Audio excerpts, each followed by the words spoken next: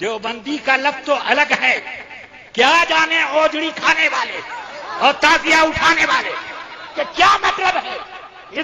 ڈھول بجے گا تیرا ڈھول، مرے گا تب ڈھول بجے گا۔ ڈھول بجوانا، موت آ جائے تو موت سے پہلے وصیت کر کے جانا بجاؤ ڈھول، جب مر جاؤں تو ڈھول بجانا۔ لوگ کہیں کیوں؟ کہنا کہ ان سے کہنا کہ جب ڈھول بجاؤ تو پہلی بار ڈھول بجا کے بتانا کہ اب فلاں صاحب مر گئے ہیں، اب ڈھول سے مرنے کا اعلان ہو رہا ہے۔ پھر تھوڑی دیر کے بعد ڈھول بجوانا۔ بولے اب کیا؟ بولے اب حضرت کو غسل دینے کے لیے لے کر کے جا رہے ہیں۔ پھر ڈھول بجوانا، اعلان ہے نا، پھر ڈھول بجوانا اور کہنا کہ اب، بولے اب کیوں ڈھول بج رہا ہے؟ بولے اب حضرت کی نماز جنازہ ہونا ہے۔ بولے اس کے بعد پھر ڈھول بجوانا، بولے اب کیوں؟ بولے اب حضرت کو قبر میں اتارا جانا ہے۔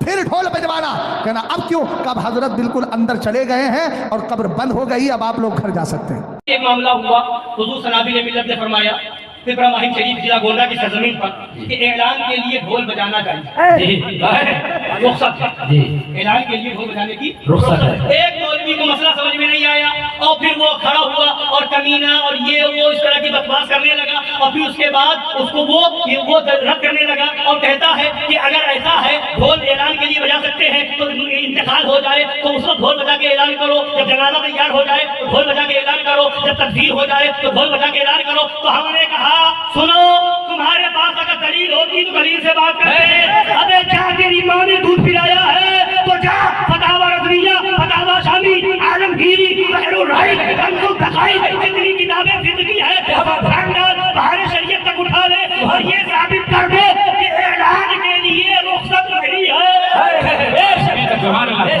یہ کون سی جہالت ہے کہ ڈھول بجانے کا؟ ابھی یہ کہا گیا ہے کہ وہاں رخصت ہے، تیرے پاس اگر دلیل ہے تو تو یہ کہے کہ وہاں بھی رخصت نہیں ہے۔ اگر دلیل ہے تو یہ کہے، اور کہیں سے دلیل لیا، عالمگیری سے لیا، درر مختار سے لیا، فتاوی شامی سے لیا، بحر الرحیق سے لیا، کنز الدقائق سے لیا، فتاوی شامی سے لیا، فتح القدیر سے لیا، ہدایہ سے لیا، وقایہ سے لیا، شرح وقایہ سے لیا، کسی بھی کتاب فتاوی رضویہ سے لیا، کسی بھی جگہ سے لیا کہ وہاں یہ لکھا ہو کہ اعلان کے لیے بھی رخصت نہیں ہے۔ تب ہم سمجھے کہ دلیل سے بات کرتا ہے، تب ہم سمجھیں گے کہ اس دلیل سے بات کرتا ہے، اور اس کے بعد وہ نہ بات کر کے یہ کہنا کہ اس وقت بجا لینا، اس وقت بجا لینا، اس وقت۔ اس کا مطلب یہ ہے کہ شیر ہندوستان کے شیر کی مار نے مجھے اپاہج کر دیا،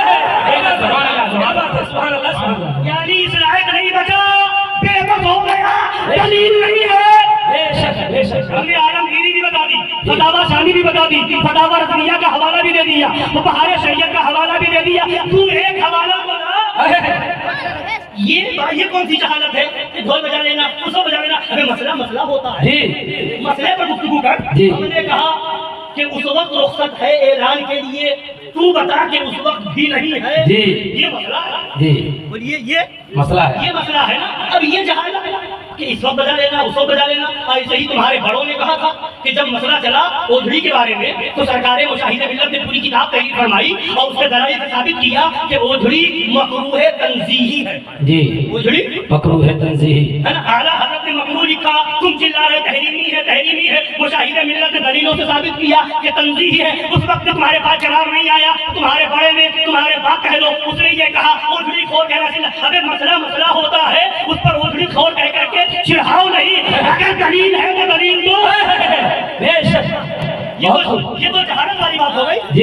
تمہارے پاس دلیل نہیں تو کہتے ہیں اس وقت بجا لو، اس وقت بجا لو، اس کے پاس دلیل نہیں تو وہ چلائے کہ اوجھڑی خور، اوجھڑی خور۔ اب اگر تمہاری کتاب، تمہارے وہاں کی کتاب یعنی کہ حضرت علامہ امجد علی صاحب کی کتاب سے ہم یہ بتا دیں کہ اس میں لکھا ہے کہ کبوتر کی بیج بھی پاک ہے۔ جی بے شک کبوتر کی بیج مسئلہ ہے، مانتے ہیں، مگر تمہارے جیسا جاہل کوئی ہوگا، ہم نہیں کہیں گے، مگر تمہارے جیسا جاہل کوئی ہوگا تو وہ کہے گا کہ بیج خور۔ بیٹ خور کیا جواب دو گے؟ کیا جواب دو گے؟